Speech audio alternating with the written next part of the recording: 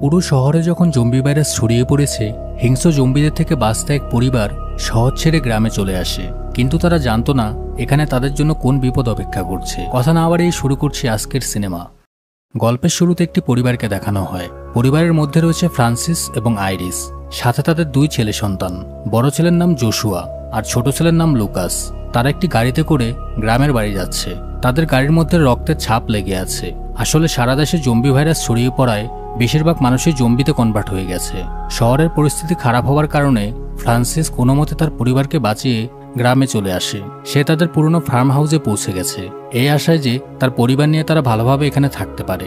ভেতরে প্রবেশ করার পর সবকিছু ছড়ানো ছিটানো অবস্থায় দেখতে পেয়ে সে কিছুটা অবাক হয়ে যায়। ফ্রান্সিস তার বাবা মাকে ডাকতে থাকে।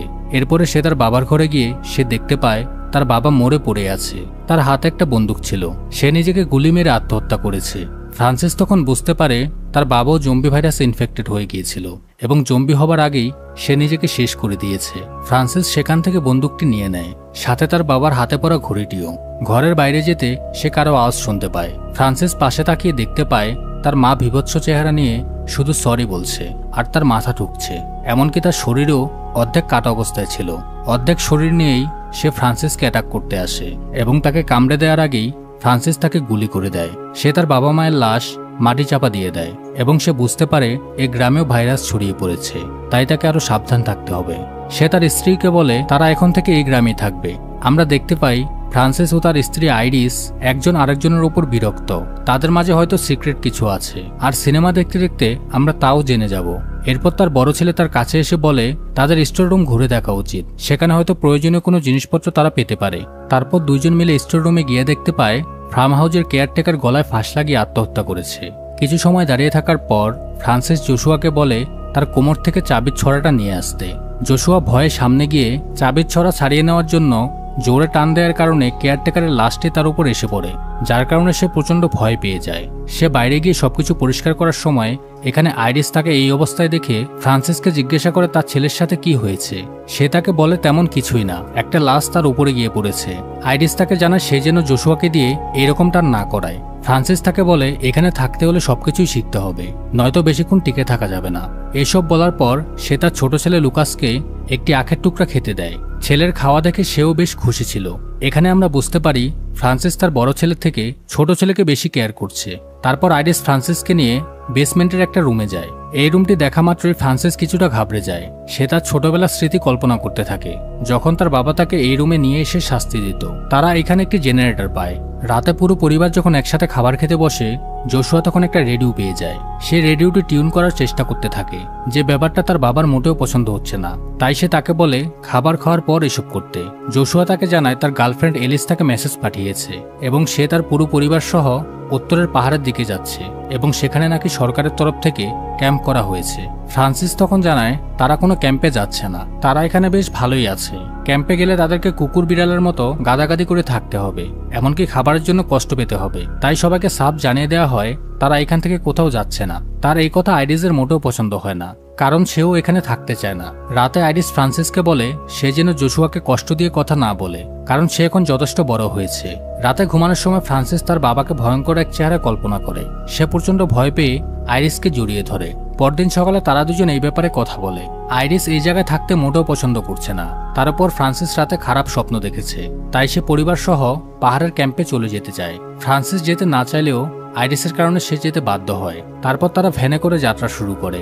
সামনে যেতে তারা দেখতে পায় একটা ব্রিজের উপর অন্যান্য গাড়িগুলো থামিয়ে রাখা হয়েছে। সামনের রাস্তাটিও ব্যারিকেড দেয়া।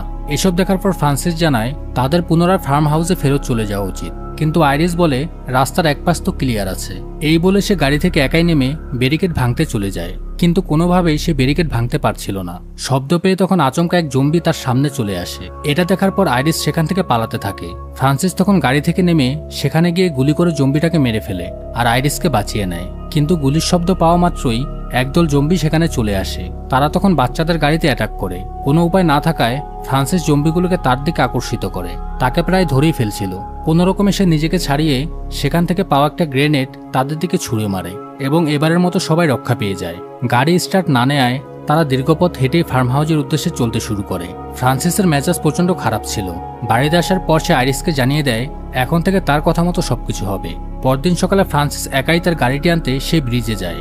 গাড়িতে বসে গাড়িটি স্টার্ট দেওয়ার পর সে চিন্তা করে তাদের কাছে গাড়ি থাকলে তার স্ত্রী আবারও এখান থেকে চলে যাওয়ার কথা ভাবতে পারে।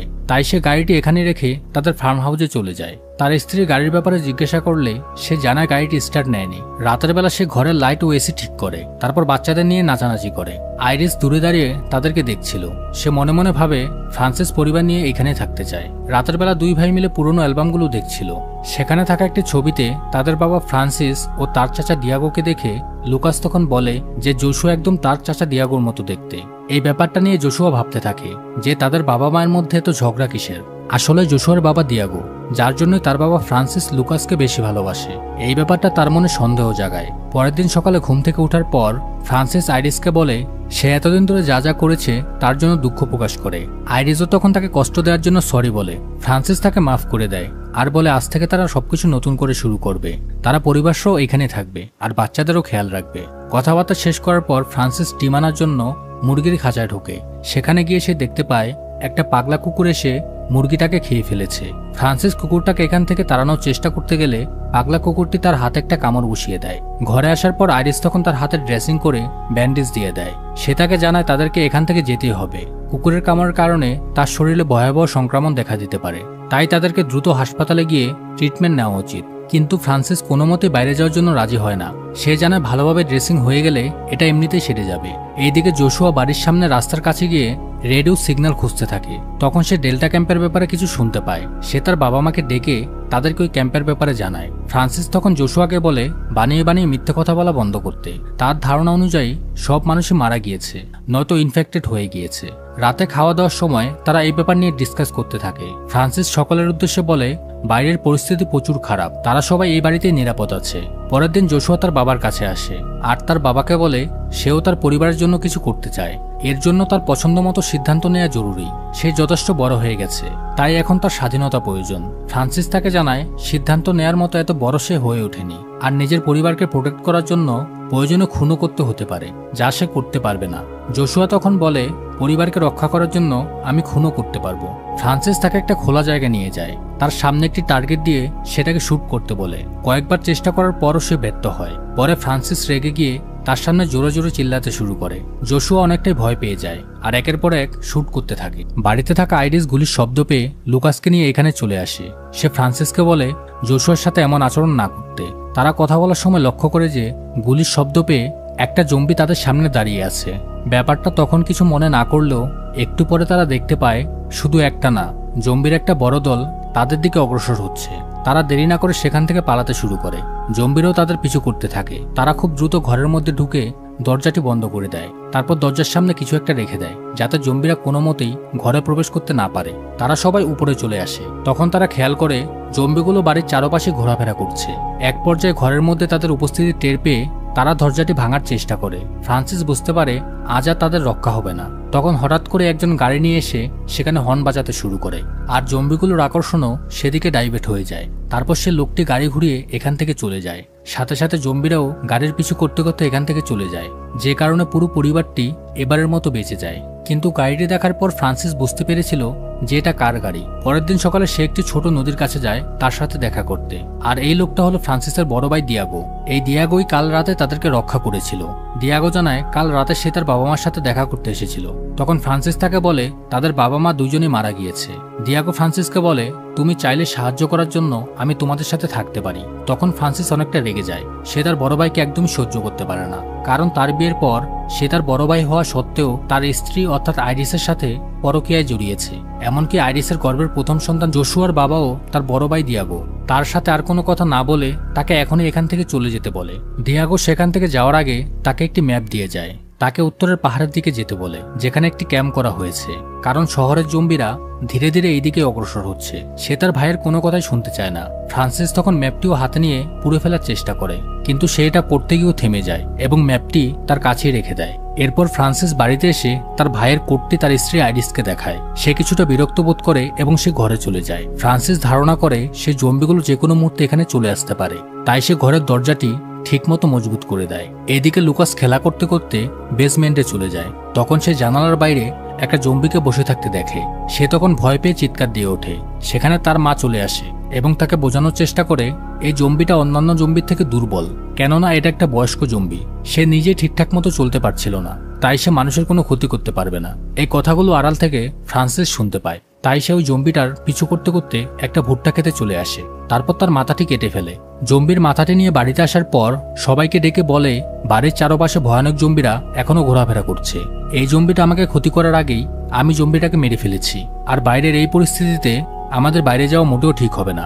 আমরা ফার্ম হাউসে সুরক্ষিত আছি। আইরিস তখন বুঝতে পেরেছিল যে ফ্রান্সিস তাকে মিথ্যা কথা বলছে। তারপর ঘরে এসে ফ্রান্সিস যখন গোসলে যায় তখন জোশুয়া তার ঘরে এসে সেই ম্যাপটি দেখতে পায় যেটা দিয়াগো তাকে দিয়েছিল। তারপর ফ্রান্সিস বাইরে আসে আর তাকে এখান থেকে চলে যেতে বলে। রাতের বেলা ফ্রান্সিস ক্রিসমাস সেলিব্রেট করতে শুরু করে দেয়। সবাই তাকে বলে এখন তো সেপ্টেম্বর মাস, এ মাসে ক্রিসমাস কিভাবে হয়? ফ্রান্সিস বলে তাদের জন্য আজই ক্রিসমাস। একটু খেয়াল করলে দেখা যায় ফ্রান্সিসের ধীরে ধীরে মানসিক ভারসাম্য নষ্ট হয়ে যাচ্ছে। রাতের বেলা ডিনার করার সময় জোশুয়া সে ম্যাপের ব্যাপারে তার মাকে বলে। তখন আইরিস ফ্রান্সিসকে বলে সে ওই ম্যাপটি কোথায় রেখেছে। তখন ফ্রান্সিস অনেকটা রেগে যায়। সে বলে তার কাছে কোনো ম্যাপ নেই, আর সে জানে আইরিস বাইরে যাওয়ার জন্য ছটফট করছে যাতে সে তার প্রেমিকের কাছে যেতে পারে। ফ্রান্সিস তখন বাচ্চাদেরকে বলে যে তাদের মা অন্য কারোর সাথে পালাতে চাইছিল, কিন্তু তখনই চারদিকে ভাইরাস ছড়িয়ে পড়ায় সে এটা করতে পারেনি। তখন বাচ্চারাও কান্নাকাটি শুরু করে আর তার মাকে জিজ্ঞেস করে একথা সত্যি কিনা। তখন সেও বাচ্চাদেরকে বলে তাদের বাবা যা যা বলছে সবকিছুই সত্যি। তখন ফ্রান্সিস সবাইকে বলে এখান থেকে কেউ কোথাও যেতে পারবে না। সে তখন তার ম্যাপটি হাতে নেয় এবং আগুন জ্বালিয়ে সেটাকে পুড়িয়ে দেয়। এই ব্যাপারটা আইরিসের কাছে একদমই ভালো লাগে না। তার মেজাজ এতটাই খারাপ হয়ে যায় যে সে ফ্রান্সিসকে থাপ্পড় মেরে তার রুমে চলে যায়। পরের দিন ফ্রান্সিস আগ কেটে আনার জন্য তার খেতে যায়, কারণ এইগুলো খেয়ে তারা দিন পার করছে। আইরিস তখন বাচ্চাদের কাছে গিয়ে তাদের সাথে কথা বলে, আর আমরা বুঝতে পারি যে বাচ্চারা মায়ের কাছে সেফ ফিল করে, কেননা তাদের বাবা ফ্রান্সিস ধীরে ধীরে মানসিক সক্ষমতা হারিয়ে ফেলছে এবং সবার সাথে অদ্ভুত আচরণ করা শুরু করে দিয়েছে। সন্ধ্যায় ফ্রান্সিস যখন বাসায় ফিরে আসে সে তার সাথে করে বড় একটি কাঠ নিয়ে আসে এবং সেটাকে তাদের দরজার সামনে লাগিয়ে দেয়। এরপর সবাইকে গিয়ে বলে এখন থেকে ঘরের বাইরে আর কেউ যেতে পারবে না, কারণ সে কিছু জম্বিকে বাইরে ঘোরাফেরা করতে দেখেছে যারা নাকি মারাত্মক হিংস্র, দেখা মাত্রই তাদের উপর আক্রমণ করবে। জোশুয়া তখন বুঝতে পারে তার বাবা মিথ্যা কথা বলছে। এর জন্য সে তার বাবাকে বলে এটা শুধুমাত্র তার বানানো গল্প, যাতে তারা কেউ বাইরে না যায়। আর সে ভালো করে জানে বাইরে গেলে কোনো বিপদ হবে না। এই কথায় ফ্রান্সিসের প্রচুর রাগ হয়। সে জোশুয়াকে থাপ্পড় মেরে বসে, এমনকি তাকে নাজায়েজ সন্তান বলেও গালিগালাজ করতে থাকে। এই সময় তাদের দরজায় কেউ কড়া নাড়তে শুরু করে। দরজার ওই পাশ থেকে একজন সেনা সদস্য তাদের কাছে সাহায্য চাইছে, তাকে যেন তাদের সাথে আশ্রয় দেওয়া হয়। ফ্রান্সিস তাকে ঘরে নিতে চাইছিল না এবং তাকে এখনই এখান থেকে চলে যেতে বলে, কিন্তু জোশুয়া সেখানে গিয়ে দরজাটি খুলে দেয়, যার কারণে ওই সেনা সদস্য ঘরে চলে আসে। আইরিস তার সামনে গিয়ে তার শরীরে মারাত্মক জখম দেখতে পায় এবং তাকে প্রশ্ন করে যে তার সাথে আসলে কি ঘটেছিল। সেনাবাহিনীর সে লোকটি তাকে জানায় ডেল্টা ক্যাম্পে জম্বিরা অ্যাটাক করেছে, সেখানে প্রায় সবাই মারা গিয়েছে। সেখানে একজন লোক নিজে মরে গিয়ে তাকে বাঁচিয়ে দিয়েছে, আর মরার আগে সে ব্যক্তি এই বাসার ঠিকানা দিয়েছে। এই সেনা সদস্যের লোকটি আসলে ফ্রান্সিসের বড় ভাই দিয়াগোর কথাই বলছে, আর সেখানে থাকা সবাই ব্যাপারটি ভালোভাবে বুঝতে পারে। আইরিস তখন তাকে জিজ্ঞাসা করে সে কি এখনো জীবিত আছে। লোকটি তাদেরকে জানায় তাকে চারদিক থেকে জম্বিরা ঘিরে রেখেছিল আর এতক্ষণে হয়তো সে মারা গেছে। এরপর আইরিস লোকটির জখম ব্যান্ডেজ করে দেয় আর ফ্রান্সিসকে বলে তাকে যেন আজ রাতে এখানে থাকতে দেয়। ফ্রান্সিস তখন তার কথা রাজি হয় ঠিকই, কিন্তু তাকে বেসমেন্টে থাকতে হবে যাতে তার পুরো পরিবার সুরক্ষিত থাকে। রাতের বেলা সবাই যখন ঘুমাচ্ছিল তখন জোশুয়া তার মায়ের কাছে আসে আর তাকে চিন্তা করতে নিষেধ করে দেয়। সে তাকে আরো বলে যে কোনোভাবে তারা এখান থেকে বের হয়ে চলে যাবে, কারণ সে এখন জেনে গেছে ফ্রান্সিস তার বাবা নয়, তাই তার সাথে সে খারাপ আচরণ করে। কিন্তু জোশুয়া ফ্রান্সিসকেই মন থেকে বাবা মনে করে, আর আজকে রাতে সে বাইরে গিয়ে বাইরের পরিস্থিতি দেখতে চায়, যাতে করে যত দ্রুত সম্ভব তারা এখান থেকে চলে যেতে পারে। আইরিসও তাকে বাইরে যাওয়ার অনুমতি দিয়ে দেয়। তখন জোশুয়া বাইরে চলে যায়। পরদিন সকালে যখন সবাই নাস্তা করছিল তখন সেখানে ফ্রান্সিস চলে আসে। সেখানে জোশুয়া না থাকায় সে আইরিসকে জিজ্ঞাসা করে যে জোশুয়া কোথায়, কিন্তু আইরিস তার কথার কোনো উত্তর দেয় না। তখন সে বাইরের দরজাটি খোলা অবস্থায় দেখে বুঝতে পারে যে জোশুয়া পালিয়ে গেছে। এটা দেখার পর ফ্রান্সিসের রাগ এতটাই বেড়ে যায় যে সে তার হাতে একটি হাতুড়ি নিয়ে ওই সেনাবাহিনীর লোকটির মাথায় মেরে দেয়, যার কারণে সাথে সাথে লোকটি মারা যায়। যা দেখে আইরিস ও লুকাস প্রচন্ড ভয় পেয়ে যায়। তারপর ফ্রান্সিস আইরিসের সামনে গিয়ে তাকে ধাক্কা দিলে সে অজ্ঞান হয়ে যায়। তার যখন জ্ঞান ফেরে সে তাকে আর লুকাসকে বেসমেন্টে বন্দি অবস্থায় পায়। অন্যদিকে ফ্রান্সিস বাড়ির সামনে ওই কুকুরটিকে দেখতে পায়, যে কুকুরটি কিনা এর আগে তার হাতের মধ্যে কামড় বসিয়েছিল। এবার এটা দেখেও সে তার রাগ কন্ট্রোল করতে পারছিল না। সে বাইরে গিয়ে কুকুরটিকে নির্মমভাবে হত্যা করে। এরপরেও সে থেমে যায় না। তার মানসিক ভারসাম্য এতটাই খারাপ হয়ে গেছে যে সে কুকুরটির মাংস রান্না করে আইরিস ও লুকাসের কাছে নিয়ে আসে এবং তাদেরকে এগুলো খেতে বলে, কিন্তু আইরিসের মনে সন্দেহ থাকায় সে এসব খেতে অস্বীকৃতি জানায়। এতে করে ফ্রান্সিস আরও রেগে গিয়ে সেগুলোকে মাটিতে ছুঁড়ে মারে। সেই প্লেটে একটা চাকুও ছিল যেটা মাটির মধ্যে পড়ে গিয়েছিল। আইরিস কোনোভাবে তার পা দিয়ে চাকুটিকে লুকিয়ে ফেলে। তারপর সে ফ্রান্সিসের কাছে গিয়ে তাকে স্বাভাবিক করার চেষ্টা করে আর তাকে জানায় তার জীবনে শুধু ফ্রান্সিসকেই প্রয়োজন। কিন্তু ফ্রান্সিস তখন আইরিসের পায়ের নিচে লুকানো সে চাকুটি দেখতে পায়। তখন সে চাকুটি নিয়ে গিয়ে তাকে পুনরায় বেসমেন্টে বন্দী করে রাখে। আইরিস তখন জানালা ভেঙে পালানোর চেষ্টা করে, কিন্তু দুর্ভাগ্যবশত তার পা পিছলে সে নিচে পড়ে যায় এবং আবারও অজ্ঞান হয়ে যায়। কিছুক্ষণ পর তার জ্ঞান ফিরে আসলে লুকাস তাকে জিজ্ঞাসা করে এখন তাদের কি করা উচিত, আর আইরিস তখন লুকাসকে অভিনয় করতে শিখিয়ে দেয়। তার কথা মতো লুকাস জোরে জোরে চিল্লাতে শুরু করে। লুকাসের আওয়াজ শোনার পর ফ্রান্সিস দ্রুত এখানে চলে আসে এবং সময় সুযোগ বুঝে আইরিস তার উপর অ্যাটাক করে বসে। ফ্রান্সিসকে ঘায়াল করার পর তারা তাকে বেসমেন্টে লক করে রাখে। তখন সে তার অতীতের জীবনের ভয়ানক কিছু মুহূর্ত কল্পনা করতে থাকে যখন তার বাবা তাকে এই বেসমেন্টে টর্চার করত। আইরিস যখন প্রয়োজনীয় জিনিসপত্র নিয়ে এখান থেকে পালানোর চেষ্টা করে তখন সে সামনে দিয়াগোকে দেখতে পায়, যে কিনা বর্তমানে হিংস্র জম্বি হয়ে গিয়েছে। সে দ্রুত তার ছেলেকে নিয়ে ঘরের ভেতরে গিয়ে দরজা আটকানোর চেষ্টা করলে ততক্ষণে দিয়াগো ভেতরে চলে আসে। সে লুকাসের উপর অ্যাটাক করে। ছেলেকে বাঁচাতে আইরিস তাকে আটকানোর চেষ্টা করলে জম্বিটা আইরিসের উপরও অ্যাটাক করে। তখন সে নিজেকে বাঁচানোর আপ্রাণ চেষ্টা করে। ফ্রান্সিস তখন বেসমেন্ট থেকে তাদের আওয়াজ শুনতে পায়। সে বুঝতে পারে খারাপ কিছু হতে চলেছে। সে সাথে সাথে দরজা ভেঙে উপরে চলে আসে। তারপর জম্বি দিয়াগোকে চাকু দিয়ে মেরে ফেলে। এরপর ফ্রান্সিস আইরিসের কাছে গিয়ে তার কাছে জানতে চায় তার সাথে সে এমনটা কেন করেছে।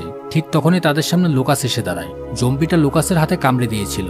এটা দেখার পর আইরিস ও ফ্রান্সিস একদমই আতঙ্কে পড়ে যায়। ফ্রান্সিস ছেলের এই অবস্থা দেখে পুরোপুরি স্বাভাবিক হয়ে যায়। সে আইরিসকে অনুরোধ করে যে কোনো মূল্যে তার ছেলেকে সুস্থ করে তুলতে। আইরিস কোনো উপায় না পেয়ে তার ইনফেক্টেড হাতটি কেটে ফেলে। তারপর রক্ত বন্ধ করে হাতটি ভালোভাবে ব্যান্ডেজ করে দেয়। ছেলের এই অবস্থা দেখে ফ্রান্সিস প্রচন্ড কষ্ট পাচ্ছিল। আইরিস ফ্রান্সিসকে বলে একটা গাড়ি নিয়ে আসতে, কারণ তাদেরকে যত তাড়াতাড়ি সম্ভব ছেলেকে নিয়ে ডক্টরের কাছে যেতে হবে। আইরিসের কথা শুনে ফ্রান্সিস গাড়ি আনতে বের হয়ে পড়ে। তারপর সে ওই ব্রিজে চলে আসে যেখানে তাদের গাড়িটি রাখা ছিল। গাড়ির কাছে আসা মাত্রই সেখানে জোশুয়া চলে আসে। তার রক্তমাখা চেহারা ও জামাকাপড় দেখে সে ভয় পেয়ে যায়। তার মনে হতে থাকে সে হয়তো তার মাকে মেরে ফেলেছে। তাই সে কোনো কিছু না ভেবেই তার উপর গুলি চালিয়ে দেয়। পরবর্তীতে তার সামনে গেলে সে জানতে পারে তার মা সম্পূর্ণ সুস্থ, কিন্তু তার ভাই লুকাসের অবস্থা বেশি একটা ভালো না। তাই তাকে গাড়ি নিয়ে তাড়াতাড়ি বাড়ির উদ্দেশ্যে যেতে বলে, যেখানে ফ্রান্সিস শেষবারের মতো জোশুয়াকে আদর করে দেয়। উপর দিয়ে রাগ দেখালেও ভেতর থেকে ফ্রান্সিস তার দুই ছেলেকে ভালোবাসত। আর ফ্রান্সিস এটা জোশুয়া চলে যাওয়ার পর অনুভব করতে পেরেছিল। ফ্রান্সিস সবসময় তার পরিবারের ভালোর কথাই ভেবেছে। আইরিসের প্রতারণা আর এই বাড়িতে আসার পর তার বাবার বিভৎস চেহারার স্বপ্ন তার মানসিক ভারসাম্য নষ্ট করে দিয়েছিল। এসব কথা বলে সে সেখানে মারা যায়। জোশুয়া তখন প্রচন্ড কষ্ট পায়। সবকিছু মেনে নিয়ে সে গাড়ি নিয়ে বাড়ির উদ্দেশ্যে রওনা হয়। আর এইদিকে আইরিস গাড়ির জন্য অপেক্ষা করছিল। তখন সে বাইরে একটি গাড়ি আসার শব্দ শুনতে পায়। আর এই দৃশ্যটি দেখেই সিনেমাটি এখানে শেষ হয়। গল্পটি কেমন লেগেছে অবশ্যই সবাই কমেন্ট করে জানাবেন। ভিডিওটি ভালো লাগলে লাইক দিয়ে চ্যানেলটি সাবস্ক্রাইব করে দিন। ধন্যবাদ। দেখা হচ্ছে পরের ভিডিওতে।